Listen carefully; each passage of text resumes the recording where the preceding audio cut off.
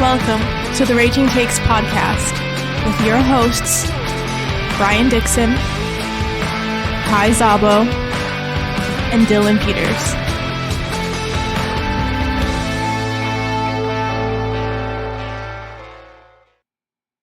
What up, you turkeys?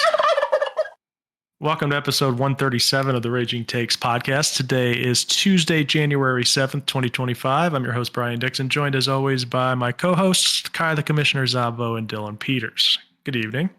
Salutations. Good evening. It's nice outside. It's been windy all day, though. To me, that's not nice. It's been too windy. I just mean the temperature. It's a nice, crisp temperature. I like it. For January, too. I mean, Las Vegas, I know we're not really a cold climate, but January is usually pretty frigid. Not this January, however. Feels pretty nice outside. Dude, you wake up and you need to wear multiple layers because it's like 35 degrees. And then by the time it's like 9:30, 10 o'clock, the sun is beating a hole in your face. T-shirt weather, yeah. Yeah, it's crazy. All right, well, on today's show, we're going to go over Week 18 of the NFL season, the last week of the regular season. We're going to go over some head coaching rumors. Plenty of them, specifically for the Bears and Jets. There's some for other teams too, but the Bears and Jets are interviewing everybody in the league, so we're going to get to them. But let's start with the raging question of the day. It has to do with the NFL draft.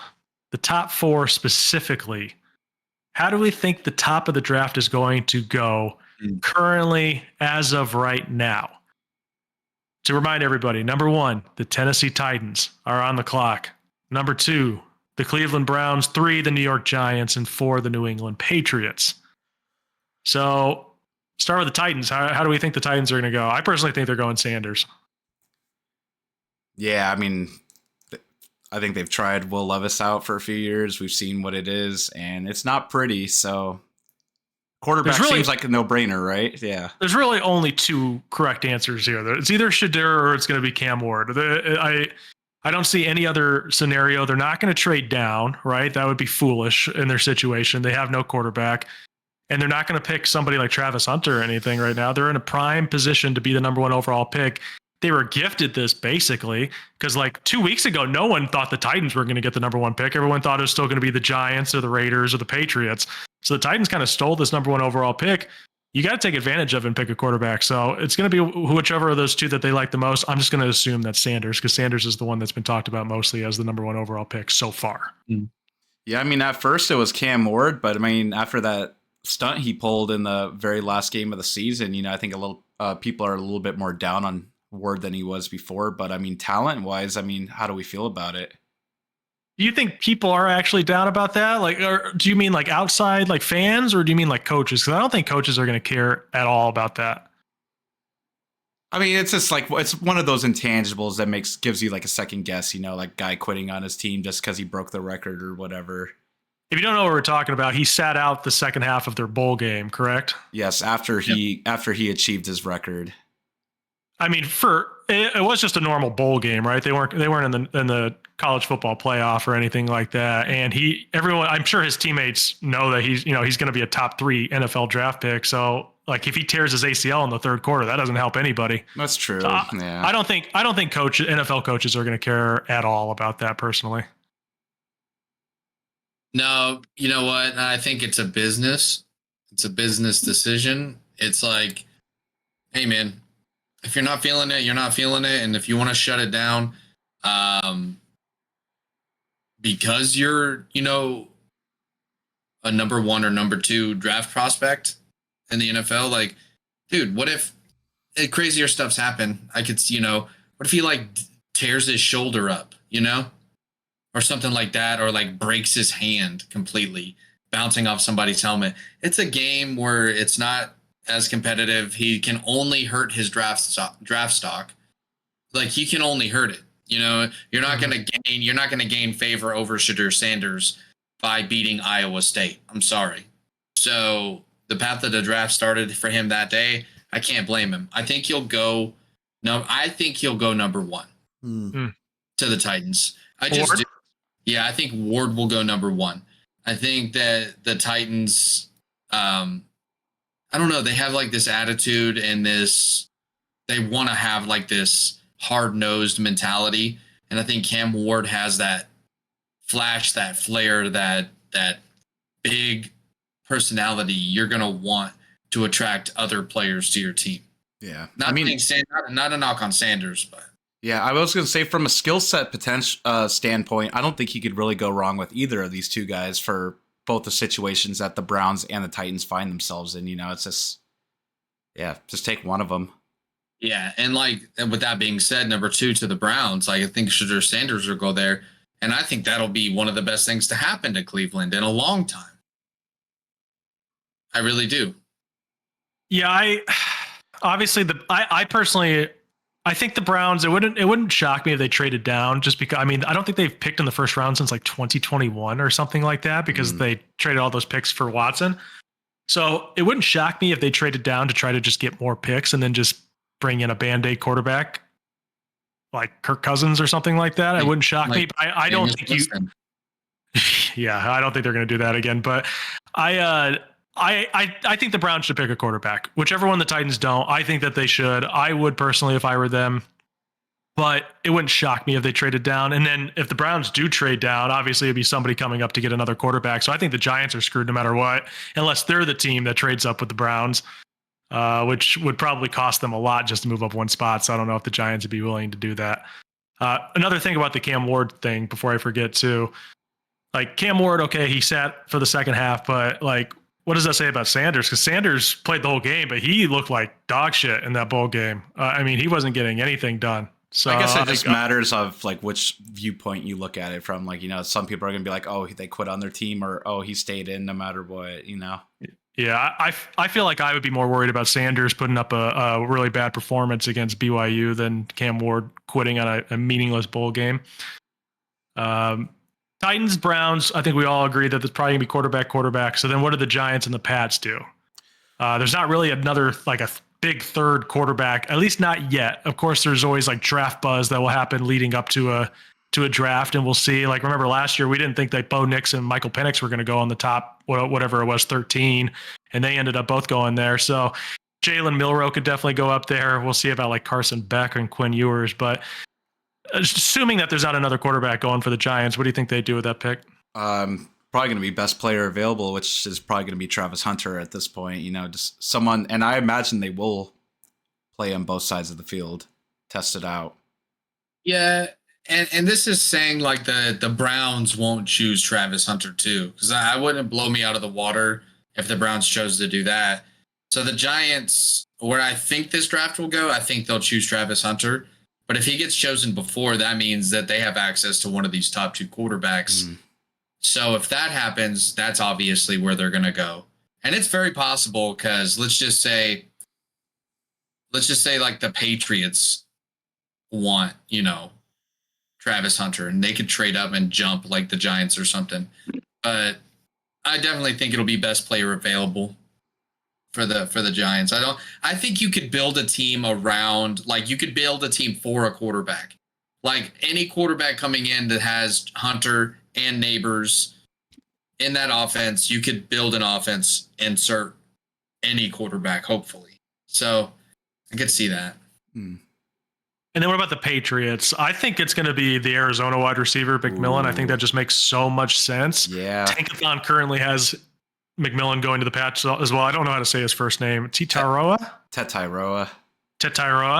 So Tetaroa McMillan, I think he'd be perfect for Drake May, honestly. I think that's exactly what the Patriots need, honestly. And Drake May, I was really impressed with Drake May this season, honestly. So I expect him to take another leap up. Hopefully the Pats can get some, good offensive coordinator in there, get a good head coach in there to develop him a little bit, give him a top wide receiver like that. McMillan's 6'5", 210, had 84 catches for 1,300 yards and 8 touchdowns this season.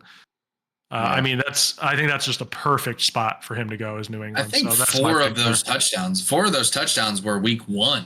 Yeah. Yeah, he had at least 3 in week 1, right? Yeah. Yeah, the Arizona offense kind of took a nosedive, after that first weekend. Tetaroa McMillan was just a casualty of it. He still had a great year, though. He's easily one of my favorite prospects coming into this draft, and I do love the Patriots fit, honestly. He would immediately become the alpha wide receiver there. Big time, because they haven't had an alpha wide receiver there since Julian Edelman, if you could even count him. Yeah. Gronk, I guess, if you could count him too. But Now, what I believe the Patriots will do here is going to be draft defense. I think they will draft edge rusher Abdul Carter from Penn State. I think he's the best edge rusher to come out in the last couple of years, since probably Aiden Hutchinson, in my opinion. Pass rusher buzz like that. And the Patriots have always been centered around solidifying their defense. They always had the most success when they had a defense. So I think they'll probably try to get back to that somehow and help Drake May out on the other side of the ball. I could see that. I could definitely see that. And yeah, Abdul Carter, I've been hearing about him just constantly. He probably is the best edge rusher in the draft, right? Mm-hmm. 11 sacks last year, 3 passes deflected, 2 forced fumbles, 63 tackles. I think that's pretty good. Right now, Tankathon has him going to the Jets, 7th overall. Mm-hmm. And they have Ashton Genty going 12th to the Cowboys still. Oh, wow. Or do they have going to the Bears? So much sense. Kelvin Banks Jr., yeah. That's been who they've had picked the last month. Every time I check Tankathon, it's usually him. As long as the Bears choose another offensive tackle, whoever that might be, the 2 best in the draft, I'm okay with that. They have Will Campbell of LSU going to the Saints 9th overall. So in front of the Bears. I would take Will Campbell or Kelvin Banks. Either one. We just need a guy. We need a strong man. Just for fun, they have the Eagles taking Mike Green from Marshall, edge rusher. I just saw that. 17 sacks this year. Yeah. All right. That's how we think the top 4 in the NFL draft is going to go. Next up, let's get to these head coaching rumors, shall we? We'll start with the Bears. Let's listen to this list of people that have been rumored to. They've either spoken to, interviewed, have requested to interview, or have requested to speak to. Lions defensive coordinator Aaron Glenn, Cardinals offensive coordinator Drew Petzing, Mike Kafka, the Giants offensive coordinator, Todd Monken, the Ravens offensive coordinator. I know he's really respected in NFL circles. They asked permission from the Cowboys to interview Mike McCarthy, but got denied today by Dallas. So congratulations to Dylan. Vikings defensive coordinator Brian Flores, who I think is an interesting name. Mm-hmm. I actually think that I think if you give Brian Flores another shot, that it might work out for a team, depending on the team. Arthur Smith, who's currently the Steelers OC, that would be fun. Former Stanford coach David Shaw, who I believe works in the Broncos front office right now. He works in some front office. Lions offensive coordinator Ben Johnson, Joe Brady, who's the Bills offensive coordinator, Mike Vrabel, and then Pete Carroll. Out of those names, Dylan, can you give me a top three of those guys? Oh, top 3? Mm-hmm. In order. In order, number. Yes. Oh, baby, this is hard. Let me see.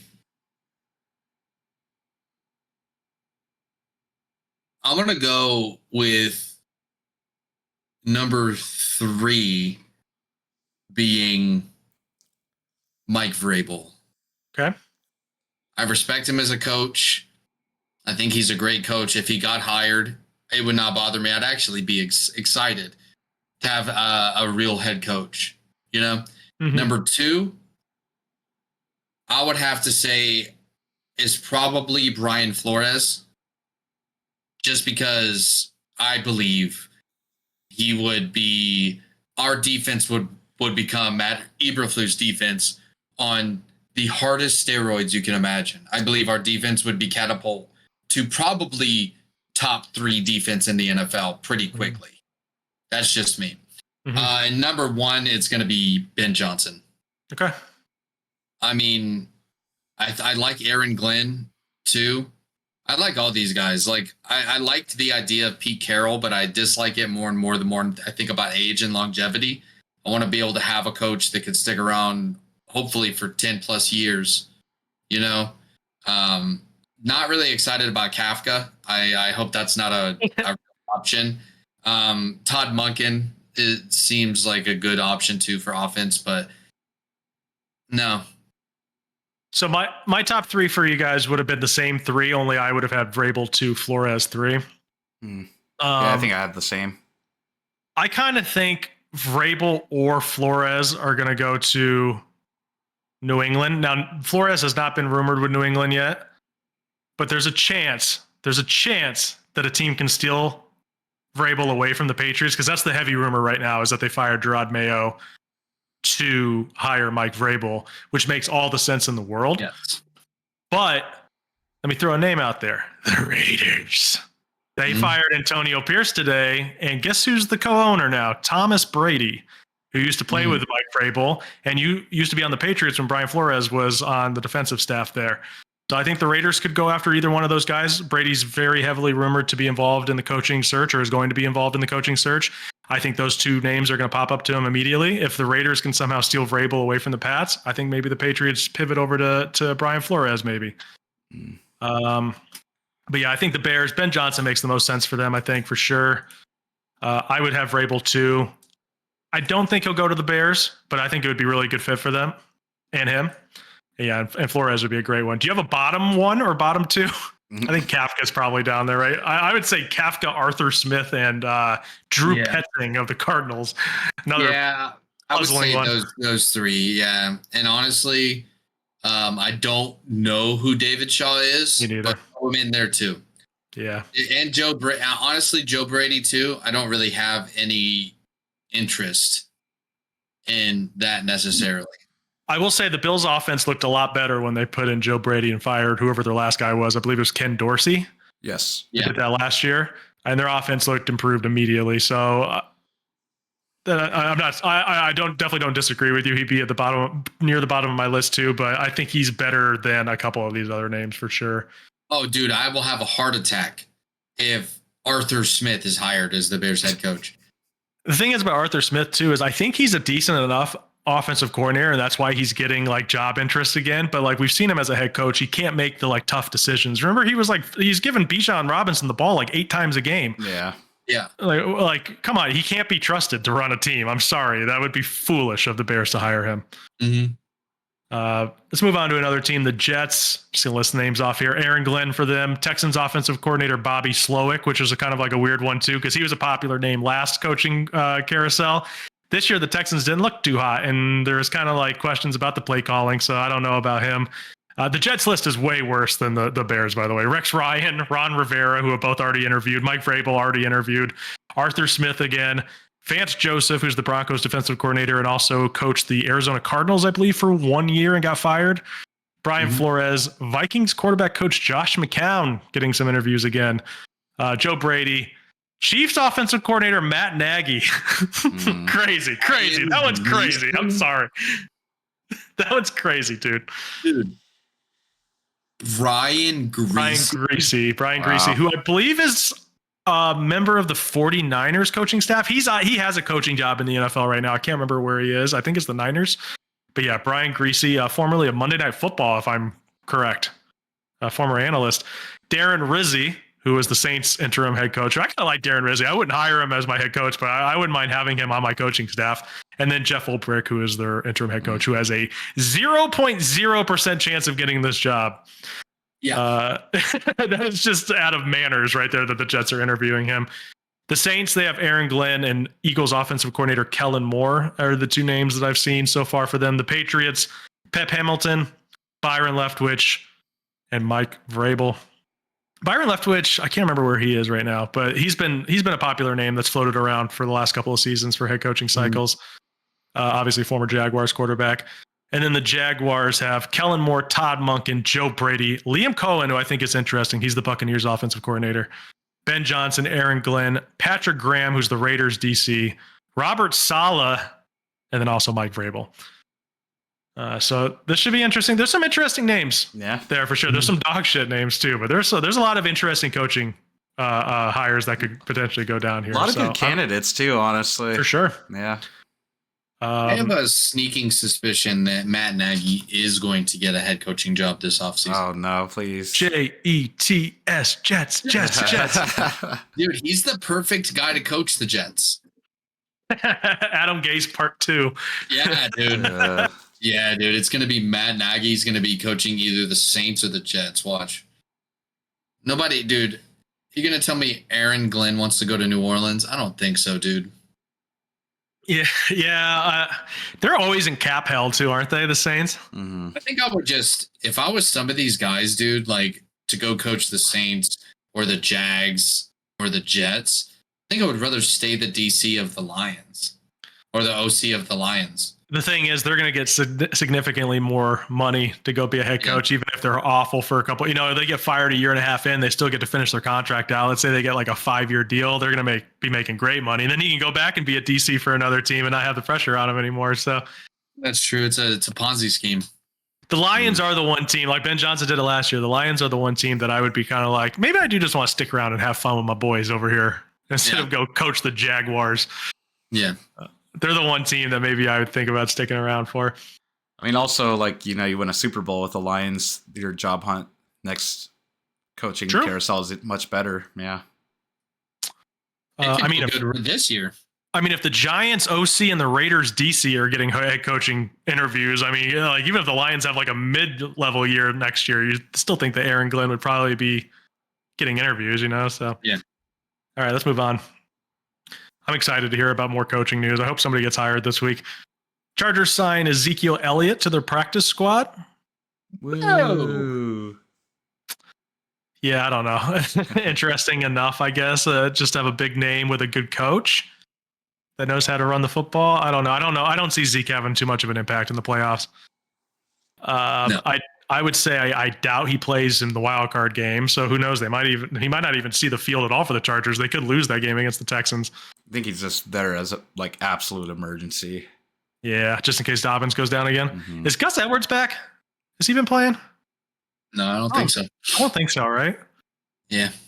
Is he out for the season? Oh man, I can't remember. I think he went on IR. Yeah. Okay. Browns. This is interesting. This one. Browns general manager Andrew Berry announced that Deshaun Watson suffered a setback in his recovery from the torn Achilles, and it's too early to tell how it will affect his availability for 2025. Allow me to read between the lines here. I'm being prepped. I think I'll have a raging take here. I don't even know if this is a raging take. You guys can be the judge. I have a raging take here. I don't think Deshaun Watson ever plays football ever again. I don't think he ever steps on the field for the Cleveland Browns ever again. I think he'll be on like some sort of list next season. Physically on the PUP or whatever list that you put him on, commissioner's list. I don't know, whatever the lists are. I think he goes on there, and I think he just lives out the rest of his contract. I think the Browns pay him everything they owe him, and he just never sees the field again for them, and they just have to eat the money. Fucking Browns. So I can see it. No, I don't know. I don't think think it's a razor.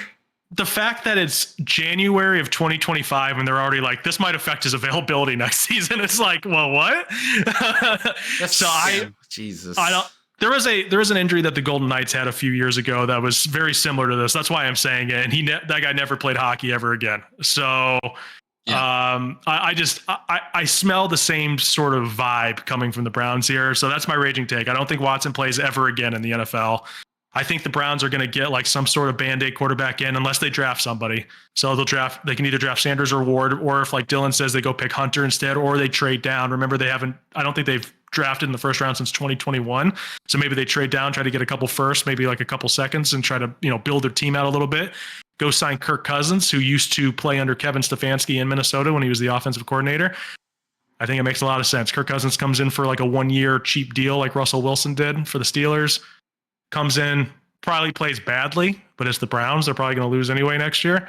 And just go again. I don't think that the Falcons are going to take on all that dead money and give it to Kirk, though.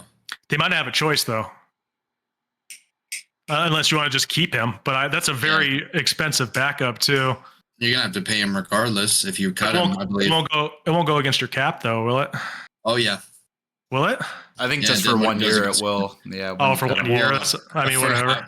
I think for however many years you owe him money, guaranteed money. Oh, that's true. Unless they would have to like back order it to him. Yeah, they'd have to like. I don't know, but I think that they're just going to choose a quarterback. Yeah, I do. I do too. Yeah. I mean, They're just it's a gonna smart choose a thing to do. I quarterback, mean, they clearly haven't had luck trying out this veteran quarterback thing. Look at their Browns, offense, dude. anyways, dude. They have Jerry Jeudy, they have David Njoku, they have Cedric Tillman, they have Elijah Moore, they have weapons that Jameis Winston was able to take advantage of every single one of those weapons. So if you bring a guy in that has any kind of talent, if you have a guy that has any kind of talent that comes into Cleveland, he's going to be able to make do with that receiving core. He should. All right. Let's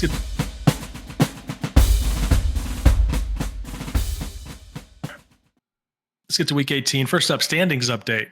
Oh, Kai wins. Kai won. So it came down to the last game of the season, Vikings versus Lions. DP and Kai were both tied with 177 wins each.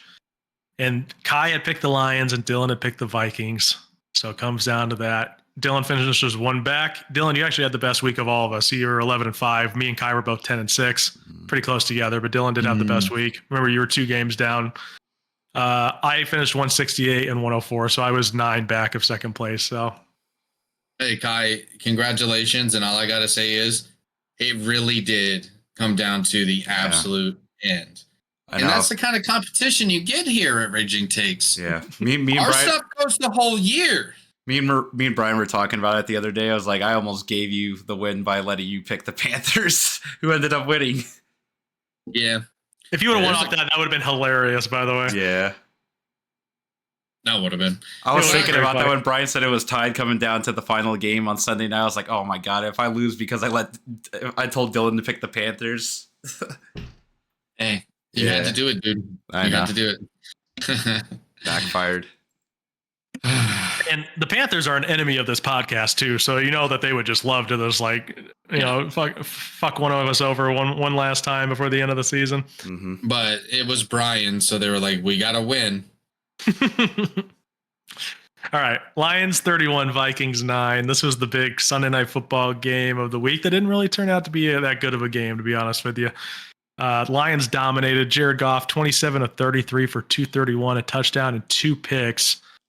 Honestly, almost had another one too. Van Ginkel, honestly, that kind of changed the game because Van Ginkel almost had a pick 6 when it was still relatively close. I think the Vikings would have been down by like 1 or 2 or 3 after that if that would have gone in, and you never know that things could have gone differently. I don't think it's Van Ginkel's fault, but it's that one play. Maybe the Vikings can find a way to get some momentum after that.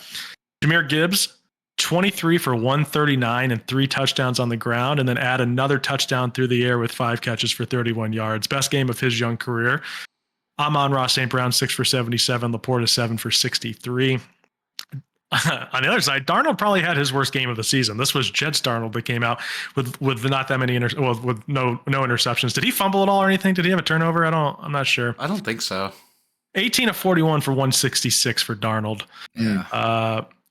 Vikings run game just kind of like, I mean, I don't want to say they couldn't get anything going because the yards per carry isn't that bad, but they just didn't really run the ball that much. Cam Akers 6 for 65. Aaron Jones was 10 for 45. Jones also had 5 catches. Justin Jefferson was 3 for 54. Addison only had 1 catch for 0 yards. So obviously, I honestly thought Jefferson and Addison were both going to feast against the Lions, the depleted secondary, depleted defense in general. But that defense really locked down, honestly. Mm-hmm. This is the largest margin of victory for the Lions over the Vikings since 1997. Then a couple injury news. Terrion Arnold left the game with a foot injury. He says he will play in the divisional round. And David Montgomery will reportedly play in the divisional round. So the Lions got their heart and soul back of their team. What do you guys think about this game? It was kind of a stinker, kind of a dud. Yeah, man. I don't know. I think people are looking down on the Vikings from this. I still think the Vikings have a chance to win the NFC personally. No, I mean, this is a bad game. They popped off in the second half, and that's really all that matters at the end of the day. You know, they showed up when they needed to, and man, that defense, they really did lock down. I swear to God, that red zone defense was some of the best that I've ever seen. I mean, I swear, Darnold, like, beginning of the game, it felt like the Vikings were moving it at will up across the field, and they just could not score once they got to the red zone.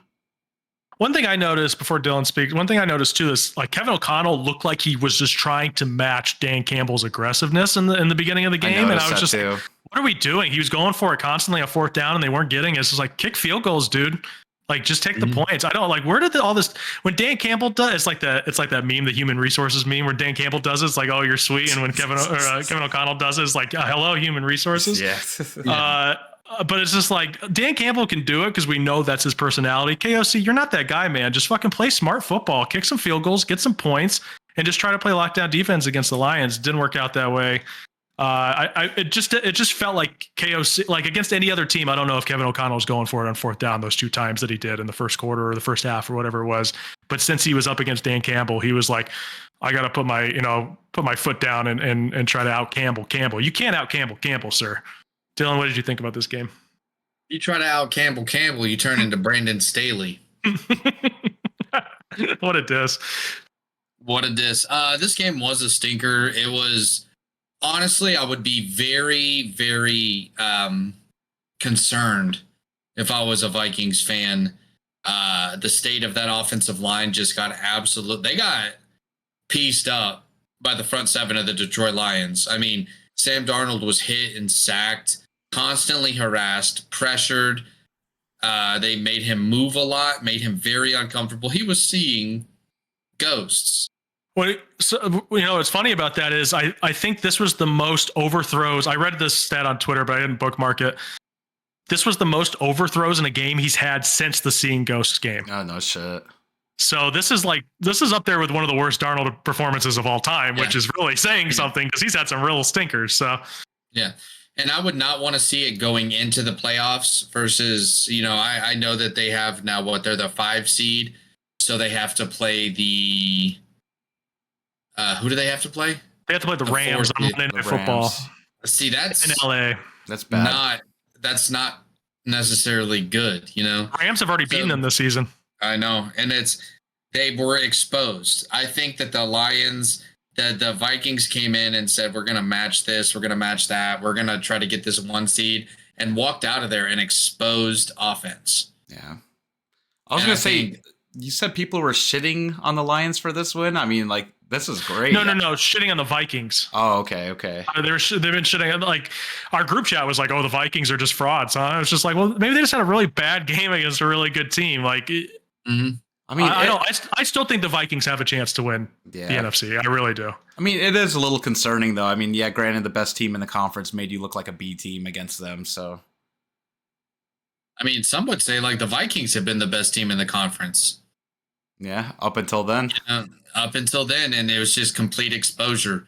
So they got a lot of work to do, and they're going to have to play very good football to beat the Rams in the playoffs in LA. Mm-hmm. So that's going to be interesting.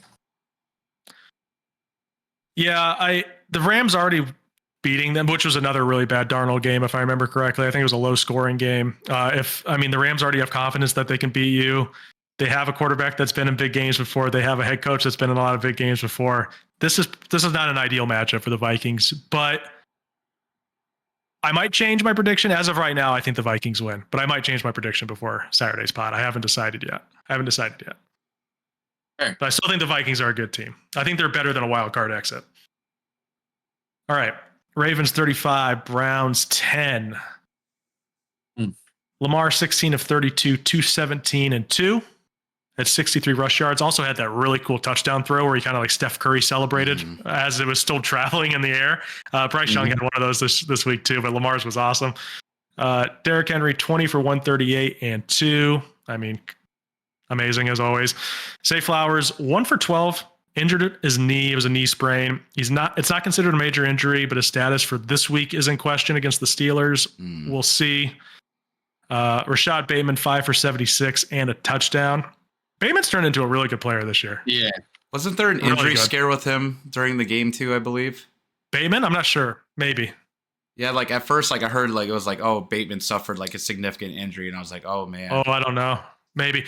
This was not a game I kept close attention to. I thought this was such a boring matchup to have on Saturday morning or Saturday afternoon, whatever it was.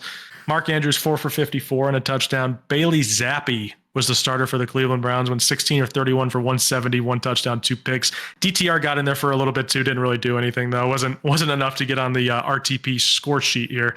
Deontay Foreman was the leading rusher, 10 carries for 27 yards.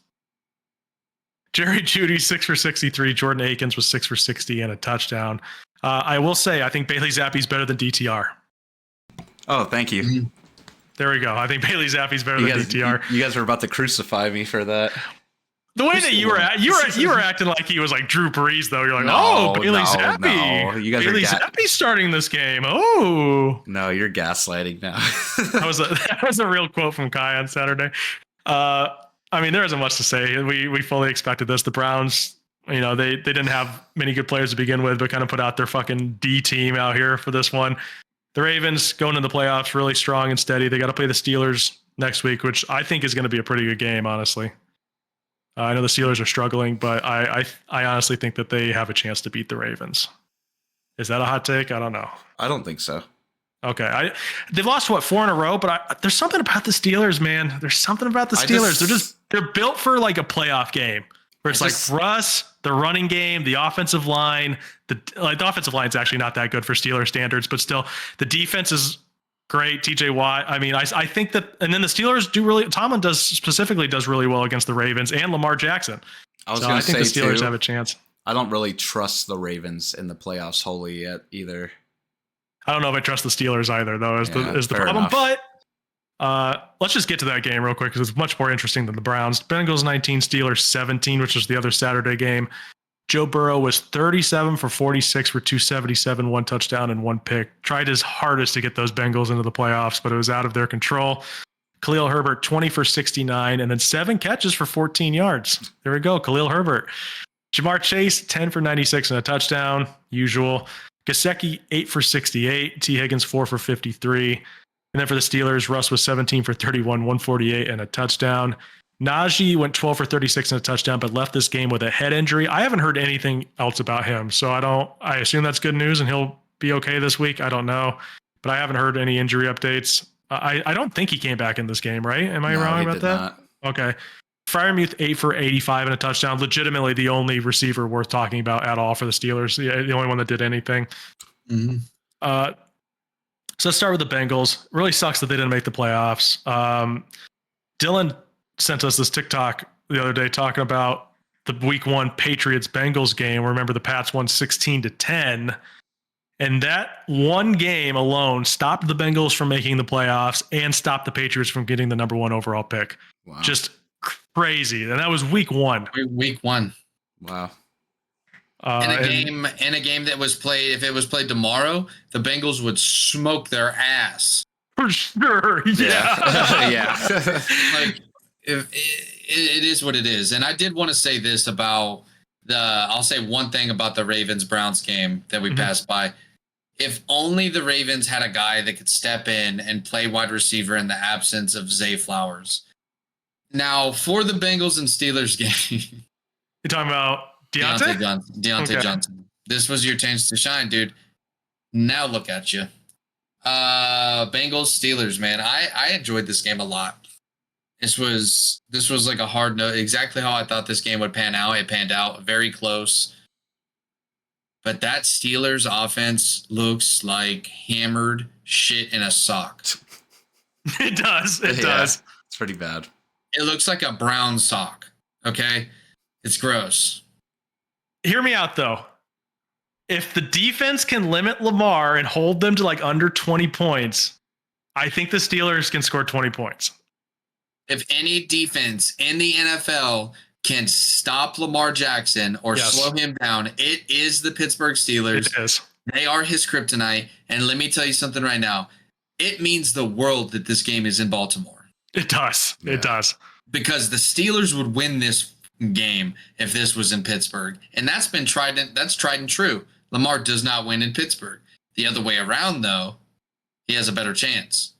And Lamar is not immune to a bad playoff game. We've seen him have plenty of bad playoff games. So we've seen him have plenty of good ones too. But he can get a little crazy in the playoffs. So the Ravens have had some devastating playoff losses. Let's just put it that way. Very disappointing, devastating losses for the Ravens. This is possibly going to be the most fun game to watch if you're a football fan. If you like defense, this is going to be the game. The Ravens Steelers. I really wish the Bengals were in the playoffs, but it's okay. Me too. I think the AFC is breathing a sigh of relief right now that the Bengals are not in. Think about who they would have gone up against week 1 in wildcard. Bills. Yeah. Bengals, Bills, dude. Oh my gosh. That would have been one of like the more highly anticipated wildcard games in a long time, absolutely. I think. Bengals versus Bills, Burrow versus Allen. That would have been crazy. We might have not seen Joey on Sunday. Maybe not. Or maybe we would have. Because Josh Allen would have just diced up that defense. All right, next up, Bucs 27, Saints 19. The Bucs won the NFC South for the 4th straight season. So congrats to them. Hold off the Falcons, who lost anyway, so it didn't really matter. Baker continues to cook, or bake, potentially. Let Baker bake. 21 of 32, 221, 2 touchdowns, a pick, 65 rushing yards. Bucky Irving, 19 for 89 and a touchdown.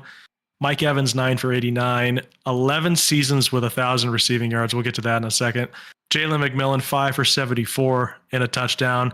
Some guy named Payne Durham got 2 catches for 16 yards and a touchdown. Spencer Rattler, 26 for 42, 240 and a touchdown. CEH made an appearance in this game. I think this was the first game of the season, right? First and only.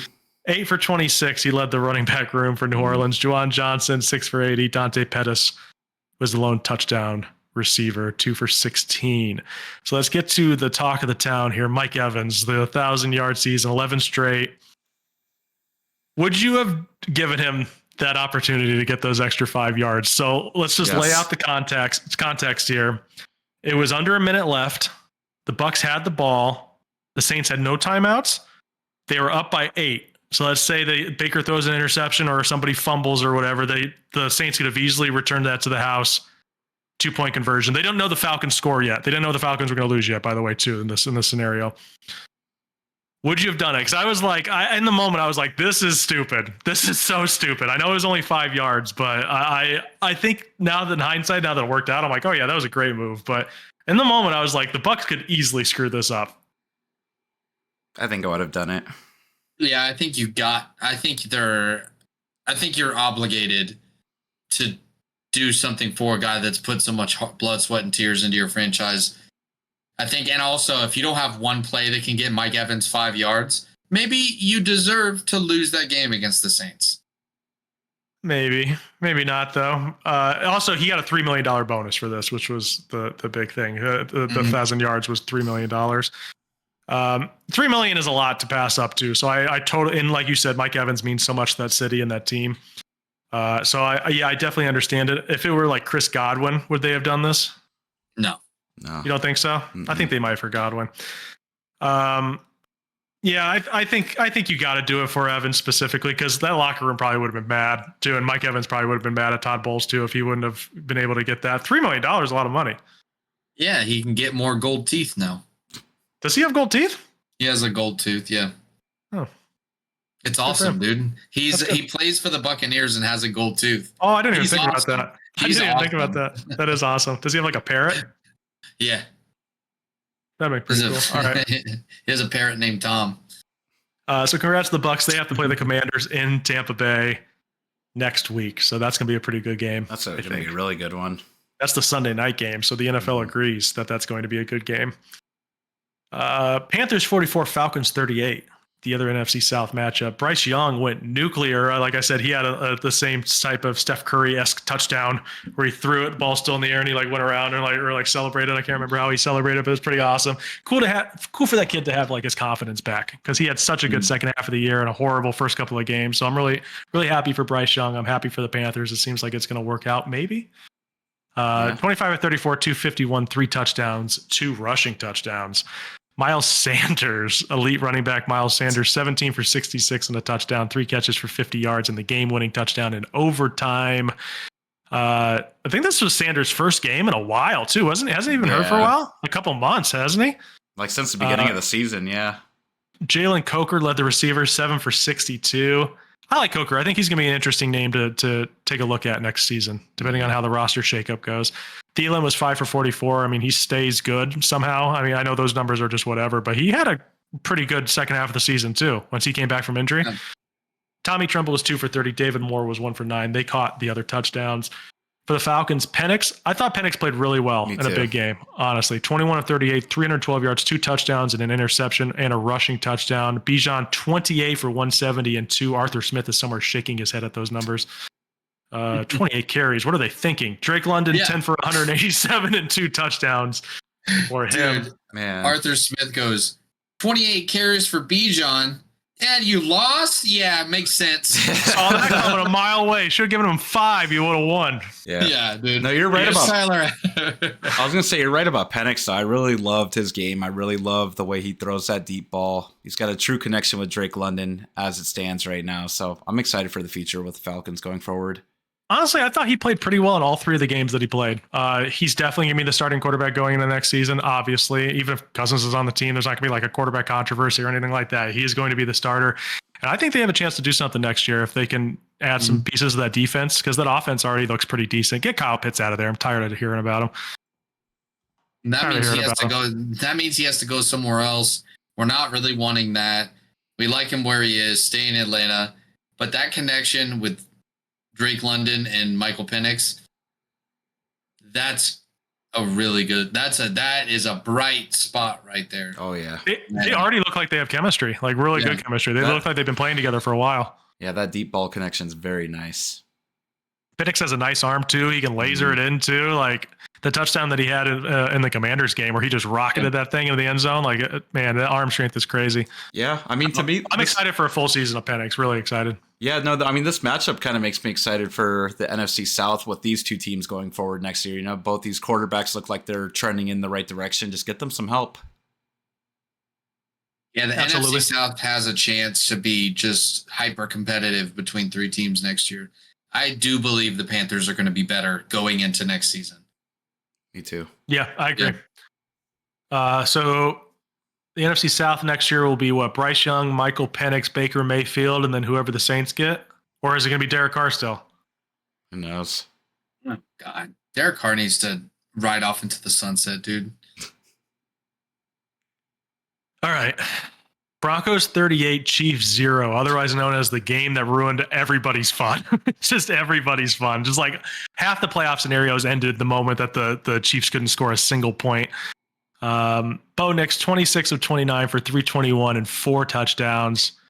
Amazing game from Bo Nix. Mm-hmm. Very, very likely he doesn't win Rookie of the Year, but that doesn't mean he doesn't deserve it because he played just as well as Jaden Daniels did, if not better, honestly. I mean, the stats are almost identical, minus the rushing yards. I think Jaden Daniels did more with less, which is going to help his case, I think. But Bo Nix deserves it too, honestly. Like any other year, I think Bo Nix probably wins the Rookie of the Year. Yeah, I mean, fantastic. I mean, very, very even, between those two offenses. I think you could put either guy on either offense and you're going to get a similar product. I think they're pretty good either way. Yeah. Yeah, maybe. I just meant like team wise too. The records, like the Broncos have a slightly worse record than Washington does with a much better defense. But yeah, no, your offenses are similar, I guess. That Washington defense is sneaky, opportunistic, and good at times. I don't know. I don't really like them that much. They're okay. They're fine, but I don't think that no one's gonna like mistake them for the Eagles defense anytime soon. Is what I'm saying, or the Steelers. All I gotta say is if the Broncos go into the playoffs, into their playoff matchup with the kind of energy that they brought to this game, even though it was the Chiefs B and C team, but the energy that the Broncos got was it won them the game. I mean, just Bo Nix's performance alone, man. I mean, just after playing a full season with like true NFL experience and then just coming into essentially a full preseason game and just wiping the dirt. It's just insane. Oh, dude. He killed it. Yeah. Just absolutely perfect. I didn't put any Chief stats down, so now I have to look up to see what Carson Wentz did. Carson Wentz was 10 for 17 for 98 yards. Nothing. Classic Carson Wentz. But it's Carson Wentz, the first Carson Wentz star we've had in a long time. I want to know what that motherfucker did, dude. It's almost like the Chiefs weren't even trying. It's like they almost wanted to keep the Bengals out of the playoffs, too. Oh, maybe. Yeah, maybe. I think they locked up that 1 seed. It really didn't matter. They had none of their starters out there, so they couldn't install their real offense. I think it was a throwaway game for the Chiefs, but still. I don't think they did it to keep the Bengals out. The Chiefs aren't like that. The Chiefs will play anybody anywhere. I feel like that type of team where like Mahomes isn't scared of anybody, right? I don't know. Until he sees Joe Burrow towering over everyone else on the other sideline, all blonde and whatnot. The Broncos ran the ball 43 times. Estime had 12 for 34 and a touchdown. McLaughlin was 16 for 39. Sutton 5 for 98 and a touchdown. Mims 5 for 51 and 2 touchdowns. Marvin Mims has really come on as of late. Devon Vele 4 for 50 and a touchdown. Nick Benito had 2 sacks. So that was the game that ended the Bengals season and the Dolphins season, who we're getting to now. Jets 32, Dolphins 20. The Dolphins lost anyway, so it didn't matter. Rodgers was 23 of 36 for 274, 4 touchdowns and a pick. Honestly, Rodgers looked good. Yeah. He looked really good. I mean, on the stat sheet, he hasn't had a bad season if you look at the stat sheet. Yeah, true, but it's just hasn't passed the eye test. Yeah. I do think he plays next year. I don't think it'll be for the Jets. I do think I think a team will sign him to be their starter. The Raiders. I was going to say the Raiders, but I think him and Adams are going to be a package deal, and Adams is not coming back to the Raiders. So I think that's going to stop Rodgers. Unless the Raiders are literally the only team willing to sign him, I don't think Rodgers plays for the Raiders. That's my official prediction. Not saying I wouldn't take him because it would be interesting. It would be fun, but not in a fun way, if you know what that means. If you know what I mean. It'd be fun, but not in a fun way. Not in a fun football way. It'd be fun as an outsider looking in. As a podcaster, it'd be very fun. 28 touchdowns, 11 picks for Aaron Rodgers this year. 63% completion percentage, 3,800 yards. Reached 500 career touchdown passes in this game, too, by the way. Breece Hall, 12 for 57, 3 for 15, and a touchdown receiving. Devontae Adams, 6 for 88 and a touchdown. Lazard, 3 for 71 and a touchdown. I believe that was the 500th one, was Lazard's. Garrett Wilson was 4 for 51. Conklin, 2 for 16 and a touchdown. Snoop Huntley, 25 for 41, 227, a touchdown, 2 picks. Achane was 11 for 121 and a touchdown. Jonnu, 9 for 56 and a touchdown. The Dolphins have already said that Mike McDaniel will remain as head coach. I think that's the right call, personally. Mm-hmm. I would keep him for at least one more year and just see. And then Tyreek Hill had some comments after the game. I know that will shock everybody. Quote, "I'm opening the door. I'm out, bro. It was great playing here, but at the end of the day, I got to do what's best for my career. I'm too much of a competitor to just be out there." He also didn't play the fourth quarter, and McDaniel said he was informed that Tyreek was, quote, unavailable right before a drive. So I'm telling, right? So I got an update on this, actually. And McDaniel talked about it today. He told reporters that he had a 1-hour meeting with Tyreek Hill and told him it's unacceptable to leave a game and won't be tolerated in the future. McDaniel then said Tyreek embraced accountability. He said nothing to fix in relationship, but needed to clear the air. And the Dolphins GM has come out and said that Tyreek Hill has not requested a trade. I think the Dolphins should request a trade and get rid of him, personally. I mean, this is just going to happen again. If this is already happening, it's going to happen again. You might as well just get rid of him while he still has really good value, just in case he pulls like an Antonio Brown and tanks his value next year or something, or starts, teasing that he's going to retire like he has several times previously, including a few weeks ago. So honestly, if I'm the Dolphins, I'm just selling Tyreek Hill for the largest bid I can, get some draft picks, gear up for the draft. Waddle can be a wide receiver 1, I think, in that offense, as long as he can stay healthy, which is a big question mark. But I think Waddle would be fine as a wide receiver 1. Malik Washington, he's kind of interesting. They could draft somebody. Jonnu Smith. Sign somebody. Jonnu Smith's great. Yeah. Achane's good in the receiving game. That offense should be more crisp next year if Tua plays the entire season. I don't know. I personally think I'm done with the Tyreek Hill show. If I'm Miami, I would get rid of him. Yeah, no, I agree with you. I think he's a sinking ship right now, and you got to salvage what you can before you lose all value. And what do you think you could get for Tyreek Hill? You could probably get a pretty good deal. I definitely don't think a first round or anything like that, but you could get maybe a third or a second, maybe? I don't know. Maybe like a third and a couple other like lower picks, like a third, fourth, fifth type of thing. Like Tyreek Hill is still, in my opinion, a top 2 receiver in football when he's healthy. I think it's just Jefferson above him. Yeah. So I think you could honestly get something for him. Dylan, what would you do with Tyreek Hill? Honestly, I would try to see what I could get for him. Mm. I mean, it was a shaky year for the Dolphins. If you think you can actually go and win a Super Bowl, maybe you do try to like mend all those things with Tyreek and like head in for an extra year. But if you can get a good haul for him or move up into the first round, and maybe recoup that and get better player at a better position, Mhm. or maybe you want to upgrade and get, McMillan or something like that, or a top wide receiver in the first round. You could package your first and Tyreek to move up into the top 5. That's With true. like, Yeah. with definitely could. who else? With, I don't know, with like the Jags or something. They would do The some stupid Jags. stuff like that. Yeah. And Honestly, it's in Florida still. Well, let's say the Jaguars hire like Ben Johnson and he can somehow fix Trevor Lawrence, and then you got Tyreek Hill to throw the ball to with Brian Thomas too. Like that Yeah. could be interesting. Mm-hmm. Yeah. They'd have to figure out the run game, but I mean that would be very interesting. That's actually a pretty good point by you. Yeah. And honestly, Tyreek in a first, like you could probably get more than just a top 5 pick too. Maybe you get a couple extra like lower picks too, because Tyreek Hill in a first round pick is a pretty decent package to get in a trade. Mm-hmm. One other thing I wanted to talk about regarding this game is Garrett Wilson. There's been a lot of like trade rumors lately about him. Mm-hmm. Can you think of like a team that would be good for him to go to? Man, anybody. I know it would be like, it's not going to happen in the division, but if like the Patriots wanted to trade for Garrett Wilson or someone like that, I mean, a team like Carolina, Ooh, yeah. That would be good. Kind of just wanted him to get out of New York at this point. Yeah, I think any team with a young quarterback that wants to give them a clear-cut number 1 target would go for that. I could see any of these teams doing that, like Tennessee. Let's just say they pick Shadur Sanders and then trade for Garrett Wilson somehow. Ooh. You got to get some of your young guys a great receiver to start. So Yeah. I wouldn't put it past any of these teams. Chargers?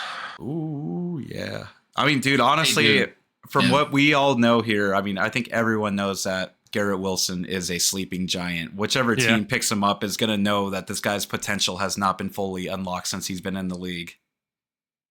Dude, what about the Bills? They wouldn't trade him to the Bills, but that'd be pretty good too. I mean, like I said, you could literally make an argument for any team. He'd be a fit, in my opinion. Seahawks 30, Rams 25. Geno Smith 20 of 27, 223 yards, 4 touchdowns, hit all 3 incentives in this game. Good for him. I thought Geno actually had a pretty decent season. Mm-hmm. I don't think it's like necessary for the Seahawks to go search for another quarterback. And apparently Mike McDonald doesn't think so either. But this quote is so funny. I doubt he meant it this way, but sounds like a ringing endorsement of Geno Smith. They asked him if he expects Geno to return as their quarterback. He says, "I got no reason to say no, so I guess yeah." Ringing endorsement for Geno Smith, but I do think that they'll probably bring him back. The quarterback class being very just like dry this year, I think, is a reason. I'd like deeper. You mean next season or no? I think it's a pretty deep class. I mean. Like this year? Yeah. No, I mean, not regarding the first round, but I just think in the Seahawks position, they could take a project quarterback in like the 3rd or 4th round. I mean, more like it's just like a serious one that they could sit behind Geno for like 8 games or whatever next year. Like, I don't know if do you think Carson Beck's going to be ready immediately to play for a game if Geno struggles next year, or Quinn Ewers? I don't know. I don't know, dude. There is a sleeper though in the draft, and there's a lot of good quarterbacks in my opinion. Kyle McCord, Syracuse quarterback. Oh, Syracuse. Yeah. I believe that dude will be a serious candidate to sneak into the first round of the draft, into like the Bo Nix territory, to where like he came into the offseason like, kind of fringe first round and then ended up being a premier pick, and probably the best pick in the first round. Besides like Jaden Daniels, I think Bo Nix was the best value at quarterback this year. I think Kyle McCord could be that way, especially if he goes to a team that can harbor his talents like the Seahawks. Yeah, that's what I'm saying. Sit behind him. I think there's just a lot of quarterbacks of that talent level, like a Kyle McCord, on that sleeper kind of level. I really think that there's a lot of ways that the Seahawks can do this. I just don't think that they need to take a top flight quarterback in the first round with Geno. Yeah. Kyle McCord, I saw him when he played against UNLV in Allegiant Stadium, and he beat them this year. He looked really good. I could see that happening. That's a good name to bring up. Yeah, and he's like an Ohio State quarterback that transferred. That's what it is with the transfer portal these days. You got to look out for these guys that sat for like 3 years and then transfer. Yeah, I was gonna say, Dylan, you reminded me. You said Kyle McCord played for Ohio State. He might have played with JSN the year before he came out. It's been a whole ordeal. Did he start for Ohio State, though? He did. I think did he did. Sorry, yeah. Charbonnet was 14 for 59. Noah Fant was 5 for 63 and a touchdown. DK 3 for 53 and a touchdown. AJ Parner 4 for 34 and a touchdown, and then Bobo had a 4-yard touchdown. Jimmy G 27 to 41, 334, 2 touchdowns, and then a classic Jimmy G interception where a guy was completely draped with 2 dudes, 2 Seahawks, and he threw it right to one of the Seahawks. Just classic Jimmy G right there. Blake Corum 2 for 10 in this game, fractured his forearm. He's out for the season. Ronnie Rivers 12 for 48, Jordan Whittington 3 for 86, Demarcus Robinson 3 for 72, Higbee 5 for 46 and a touchdown, Tyler Johnson 4 for 35 and a touchdown. The Rams basically rested all their important players at the very least, which is crazy because they weren't locked into a seed either. The Rams just kind of said, F it. We want to give our guys rest. We'll just take whatever seed that we get, 3 or 4, and just give us whoever you got. So they're getting the Vikings. Would have had the Commanders if they would have got the 3 seed. I think they recognized that it was going to be tough either way. Yeah, I think you probably would rather play the Commanders, but I don't feel like super confident in that situation. So they're basically both dealing with rookie quarterbacks. Like, obviously, I know Darnold's not a rookie, but this will be his first playoff game. This will be Daniel's first playoff game. So pretty even, I guess. But nice win for the Seahawks. One that'll make you feel good, I guess, going into the offseason. Did give up 25 points to Jimmy Garoppolo's Rams, but still, I think you can hang your hat on a nice little win to end the year. So we'll see what the Seahawks have next year. Could have easily been a playoff team this year, I think, if a couple games bounce a different direction. All right, let's get to the one everyone wants to talk about. The Bears 24, Packers 22. Christian Watson tore his ACL in this game. He's out for the season. Jordan Love also left this game with an elbow injury. He will play next week against the Eagles, however. Caleb Williams, 21 of 29 for 148 and a touchdown. Swift, 20 for 65, touchdown. DJ Moore, 9 for 86, touchdown. Then Josh Blackwell had a 94-yard punt return touchdown, which was reminiscent of Johnny Knox back in the day, where they had a returner on one side, returner on the other side. The one returner acts like he's going to catch the ball on this side, where it's actually going this way, and he just returned to the house for a touchdown. Awesome play. One of the cooler punt returns of the season. Malik Willis in relief of Jordan Love went 10 of 13 for 136, kind of a Malik Willis-esque game. Emmanuel Wilson, 14 for 73, touchdown. Jacobs, 6 for 44 and a touchdown. Didn't play much. Malik Heath led the receivers, 3 for 53. And with this win against the Packers for Thomas Brown, Matt Eberflus, the only coach in Bears history to never beat the Packers. Thomas Brown had like 4 games. Damn. Shout out Flus. The Flus is loose.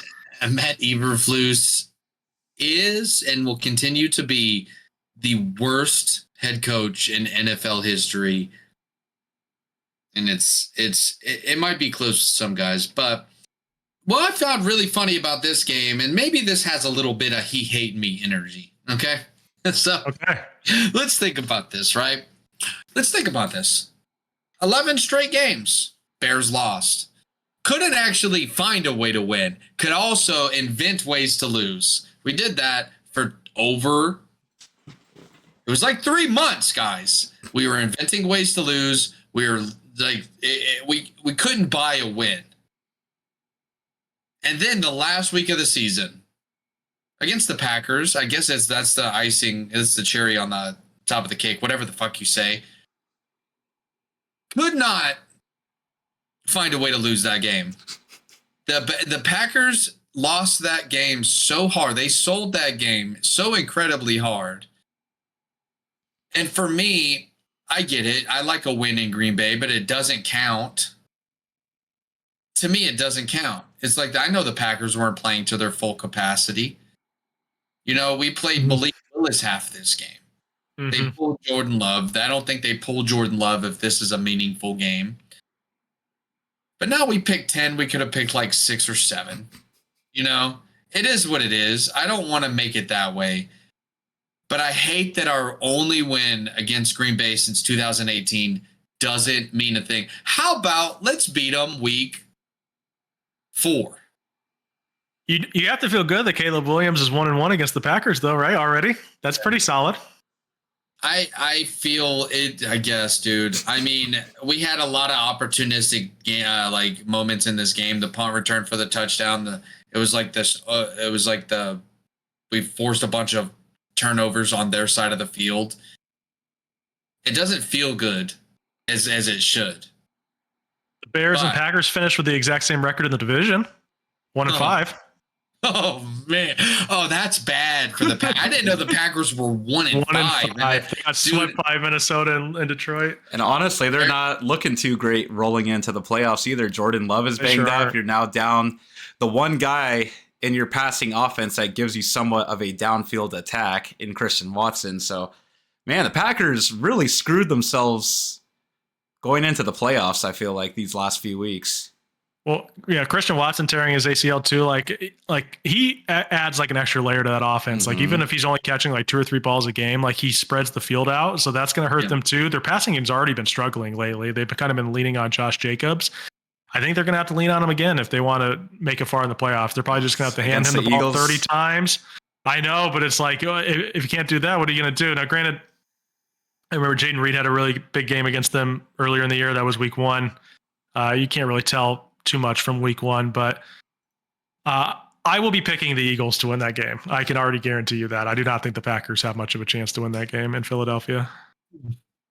I will say I agree with you. I will say the one silver lining that this game, like the fact that the Packers lost to us week 18 is fine. Like that's a wash to me, but it kind of puts more value on that they had to beat us on a blocked field goal at the end of our first game. It's like both of these games were competitive. We could have beat them the first time. They could have went 0-6. Think about that. They could have went 0-6 in the division. They were go away from going 0-6. Yeah, they only beat the Bears by 1 point, right? Yeah. So it's just like I also think the Packers are just going to be a disappointing exit of out of the playoffs. But, nothing. The only thing that makes me happier than a Bears win in the playoffs is a Packers loss in the playoffs. I got you, buddy. Can we take the Packers out and put the Bengals in the NFC? I would love that. Dude. Yeah. I think we should reseed based on geography. Yeah. And Burrow just destroys the Eagles. Oh. Jamar Chase, 4 touchdowns. So final verdict, not happy about this win. It's a bittersweet. Okay. Win. It is definitely bittersweet. I wouldn't be happy. Yeah, well, we don't care about what you think. I'm asking what Dylan thinks. All right, Commanders 23, Cowboys 19. Jaden Daniels started the game, didn't play much though, 6 for 12, 38 yards, was forced out of action due to leg soreness, quote unquote. I don't know if it was actually an injury or they just wanted to be safe. No concerns according to Dan Quinn moving forward. Marcus Mariota was in relief, 15 of 18, 161, 2 touchdowns and a rushing touchdown. Mariota not bad. Actually did pretty solid this year, as a backup quarterback when he needed to come in. Scary Terry, 8 for 62 and a touchdown. Ertz was 5 for 44 and a touchdown. Trey Lance was 20 for 34, 244. Rico Dowdle, 22 for 72 and a touchdown. Tolbert was 4 for 98. Yeah, just good one for the Commanders. I didn't expect honestly, the Cowboys did better than I thought they would with Trey Lance at the helm, but just not quite good enough. Like 244 for Trey Lance. Is that a career high? That might be a career high, to be honest with you. I have no idea. I'm just guessing. It might be. It might not be. I don't know. Yeah, but yeah, I think this was basically a nothing game. But we're Trey Lance versus Marcus Mariota. Whatever. The Commanders did win. They get the 6th seed. I think they had a chance to get lower if the Packers would have won. If they would have lost, and the Packers would have won. I think maybe they flip around and the Commanders are the 7th seed. They play the Eagles, which would have been a great matchup, honestly. I think I would have rather seen Commanders, Eagles, and Packers, Bucs. I think that might be a better combination of games than what we actually got. But yeah, anything to say about this? Marcus Mariota, good for you. Congratulations. Yeah. I think they got the best backup quarterback situation for their scheme in the NFL. Yeah. Kind of is like a perfect little situation because I don't think Marcus Mariota is a good quarterback. We've seen him in a million different places, but you're right. For whatever reason, the scheme that he runs, he can just come in relief for however long they need him to and actually look pretty competent. So hopefully they don't need him anymore. But if they do, might work out okay. They're very similar styles of quarterback. Like Mariota, they both won the Heisman for the same reasons. True. So Mariota has less success in the NFL so far. I think Jaden Daniels' first season pretty much trumps anything Mariota ever did. But it's a nice little 1-2 punch. at quarterback. You don't have to change the offense much when Mariota comes in. And I guess that's a good feeling. Yeah, this season he had 4 touchdowns, 0 interceptions. Not bad. Okay, Patriots 23, Bills 16. Joe fucking Milton, Kai. Oh, baby. Famously declared the Week 1 starter by Kai Zabo earlier in the offseason. 22 of 29, 241, a touchdown, a rushing touchdown. And honestly, he looked electric. Mm-hmm. He looked electric. The balls coming out of his arm were fucking humming, dude, just like a laser. Like the one where he was like running around the field left and right, and then he just hummed it in. That was the same play, right? Like that, and then I think that was the touchdown, wasn't it? It got called back. That was his. Oh, did it get called back? Yeah, he technically had 2. Where he lasered it in like the front corner of the end zone. Mm-hmm. Yeah, that was called back by a holding. Sadly. I mean, Milton now will be a very interesting name, kind of like we talked about earlier this offseason. There will probably be teams sniffing around him. There's a chance the Patriots want to keep him, though. Who knows? I don't know. I kind of like Drake May, though, and you probably don't want an RG3 Kirk Cousins situation if you truly believe in your starter. So I think that they could probably get a decent draft pick for him. They probably should. Gibby, Antonio Gibson, 12 for 41. Keyshawn Boutte, 7 for 117 and a touchdown. Mitch Trubisky, 15 for 21, 101 and a touchdown. Ray Davis, 15 for 64 and a 1-yard touchdown catch. James Cook, 10 for 28 touchdown. Curtis Samuel, 7 for 52. And then Gerard Mayo was fired after the game after only 1 season, which I don't disagree with. But it makes Robert Kraft look like an absolute bozo because last offseason he was claiming that this guy's like the next Belichick, and he's like, I've known he's going to be the next head coach for 10 years and all that other bullshit or whatever. And then you're just like, you give up on him after 1 year, which, like I said, I don't personally disagree with because I didn't think he was very good this year. But when you're saying stuff like that, like it feels like you got to stick with them for at least 1 more year, unless they have like inside information that they know they're getting Vrabel. This was kind of a little messed up, I think, even though I don't disagree with it.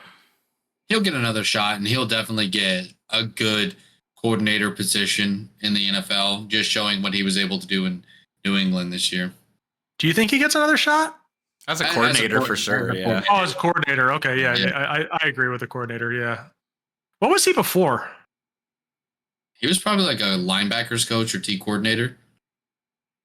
I don't necessarily remember, but it's just a weird situation. The Patriots were so good for so long that they've now forgotten how to run a sports team at all. They're just like, oh, we love Gerard Mayo. He's great. He's a great guy. We should hire him as head coach. I've known he's a great guy for 10 years. I mean, yeah, it's odd to do that to someone who's been in your organization for so long, too.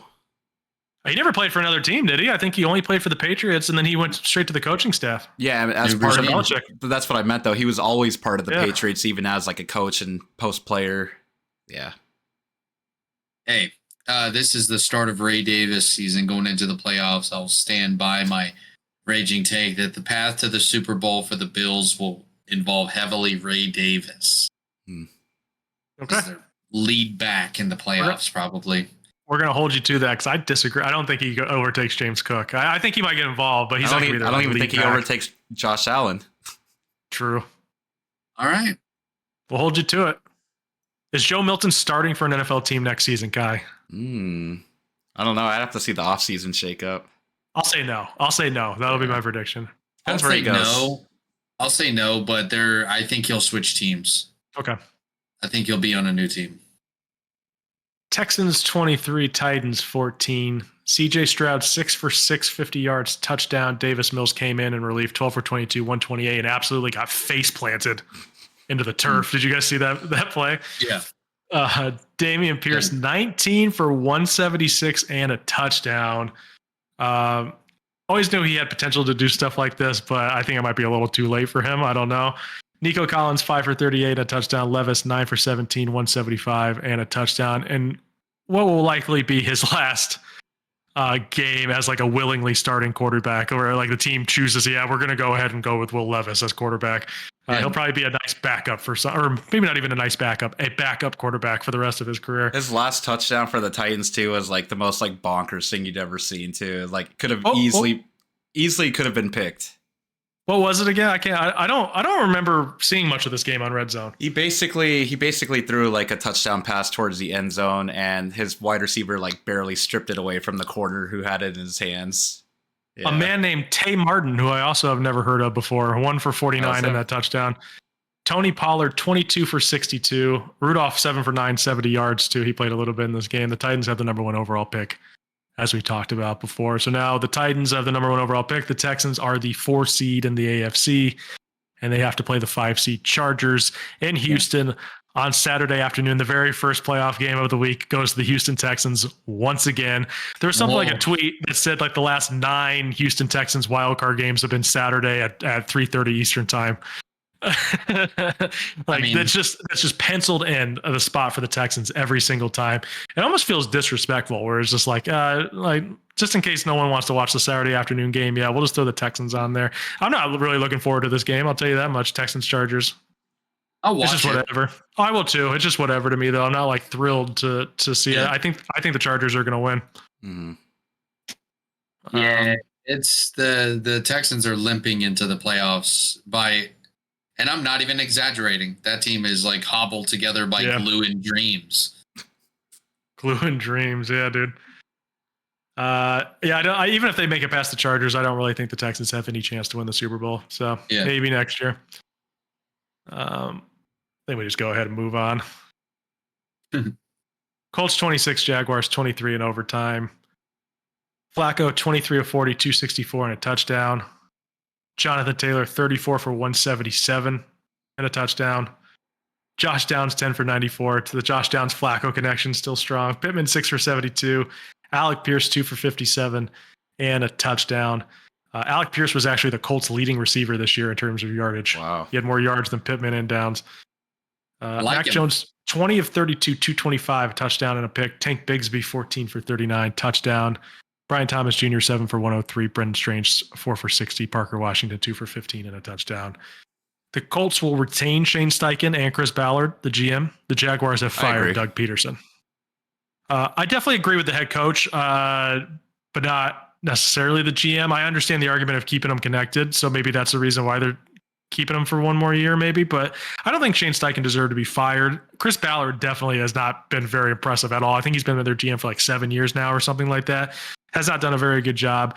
But it also is going to potentially fuck up your franchise if you fire the GM now, hire a new GM, and then just go ahead and fire Steichen next year too. So I can see both sides of it. I don't personally think Steichen should have been fired, so I'm fine with them keeping like that. But I don't think that's a very popular opinion in the media. I know Pat McAfee was popping off on Twitter. I don't think Steichen's a bad coach at all. I don't either.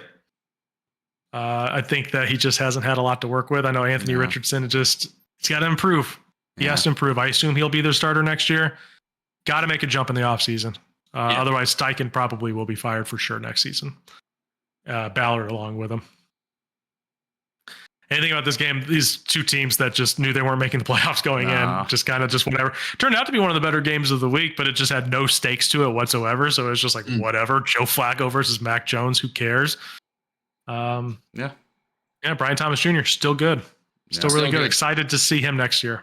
I'm proud of Doug Peterson for being just thrown out of purgatory. Good for you. Did you see that video of Shad Khan, who is the Jaguars owner, the dude with the big mustache? Yeah. And GM Trent Baalke, they were on like an interview call together, and the person asking questions asked Shad Khan something about like if you brought in a new head coach and you liked him a lot and he had like plans for bringing in like a GM, would you fire Trent Baalke? And he basically said, I'd have to listen to the argument, and if he made like a convincing argument, I would probably fire. Basically not those exact words, but along that line. And Trent Baalke was on the call too, and he just was like stone faced looking like, what the fuck, dude? It was a crazy thing to say right in front of the guy. Crazy thing to say. Billionaire energy, dude. Jaguar energy. Just another team that is just going to always be bad, unfortunately. They'll be in London in like 10 years, probably. Eagles 20, Giants 13. Tanner McKee. Hey, not bad. Hey, yeah. 27 of 41, 269, 2 touchdowns. Will Shipley, 10 for 32. Jahan Dotson, 7 for 94. His best game as an Eagle.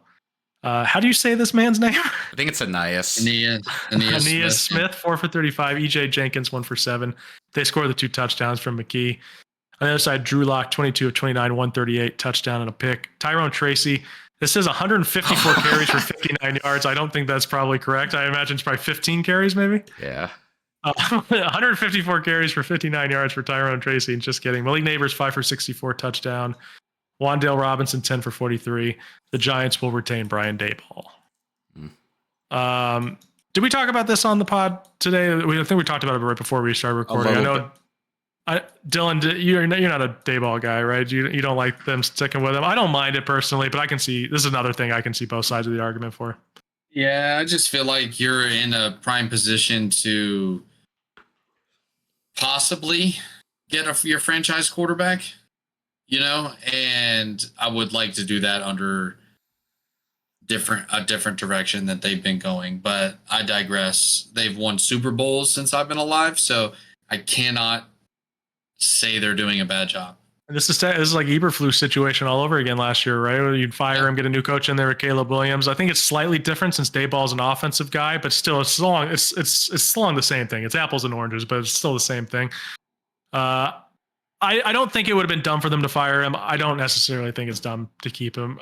I don't know if Daboll's had the best luck with quarterbacks. Yeah, I mean, true enough, but I think I kind of side with Dylan here. I think this is a prime opportunity to clean house and to start over. Yeah, because if you land, let's just say you do land, let's just say Cam Ward, at number 3, you're going to wish you fired Brian Daboll immediately. You think so? What if they have a good season with him next year? Then you do. Get the playoffs with Daniel Jones. Yeah. I guess Daboll, but I'm just a Bears fan and I'm jaded and I've seen these decisions be made and I've seen the repercussions of them. And like you said, that just ends with them firing him a year late and then starting off your rookie quarterback's career in a rocky fashion. Too bad that Brian Daboll didn't coach the Bears because his nickname would be Brian DeBears. Yeah. I was going to say, I would like that. Tet McMillan, dude, King Tet. Mm-hmm. His name's King Tet. Tet I like that. That's okay. Yeah, I like that. I like him. Hope the Bears get him. Any comments about the Eagles, Kai? No, I mean, it's nice to see the backups doing good. I like Tanner McKee a lot, though. He's like him more than Kenny Pickett? I don't know. I mean, I don't know yet. I don't like Kenny Pickett just because he wears 2 gloves. Why are you wearing gloves on both hands, dude? You don't want to feel the pigskin? That is you want to get a weird. good grip of that pigskin, dude? No, dude, he has small hands. He must have small hands, right? Was that a thing coming out of the draft for him? I think it was, yeah. I have small hands. That's what I would do at a backyard football game, play with 2 gloves when it's cold or something like that. Come on, Kenny. Chargers 32, the Raiders 20. I said I wasn't going to do it anymore. One last time. Justin Herbert, 28 of 36, 346 and 2. Dobbins, 18 for 63. Huge, 13 for 186. Nice. I mean, he was those are 13 catches, not 13 drops. 13 catches for Huge. I mean, we kind of said it last episode. We were like, oh, this is going to be a practice game for the Chargers players that need it. And I said, Huge, you were one of them. So here we go. McConkey, 5 for 95. Disley, 5 for 42 and a touchdown. DJ Chark, 1 for 6 and a touchdown. Remember him? Mm-hmm. AOC, 24 of 34, 214, 2 touchdowns and a pick. Madison was 6 for 20. Jacoby Myers records 1,000 receiving yards for the first time in his career. He had 9 for 123 and a touchdown. Also had the most targets without a drop in the NFL this season at 126. Wow. So Jacoby Myers, really good player. I don't think he's not like a prototypical wide receiver 1. He would be a perfect wide receiver 2 for a team, though, which he was at the start of the season. But if you look at his and Devontae's stats, too, they're like practically the same this season, which is I found pretty funny. Brock Bowers, 4 for 50 and a touchdown. The Raiders fired Antonio Pierce. I'll tell you who I want the Raiders to go. They haven't been connected to any names yet. Vrabel is number 1 for me, for sure. I would love Mike Vrabel.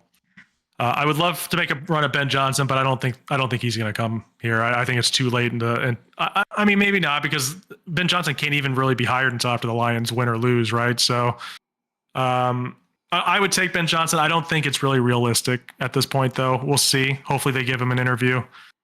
The other names being listed here, like I'm just looking off the Bears names. Like any of these guys really like scratch. Brian Flores, I would take a chance on Brian Flores. I think that's a decent enough chance that goes well second time around. I think those are really the only three I'm like super interested in. Aaron Glenn, I would be fine with. I would give a chance, but he doesn't really like pop off the paper at me. I'm really, really rooting for Tom Brady to work some magic and give Vrabel to Vegas. I've already started calling him Lost Vrabel or Vegas Vrabel. I'm hoping one of those sticks. It will. But yeah, so that's what I'm hoping for is Vrabel. Raiders, AOC. I was talking about nightmare scenarios a couple weeks ago, right before they beat the Jaguars and the Saints. This is another nightmare scenario where AOC makes another run at the starter because the Raiders can't get anybody else. I would rather have him than, let's say, like Kirk Cousins or Russell Wilson. But with that being said, it still wouldn't bring a whole lot of excitement to my life going into week 1 next season with AOC.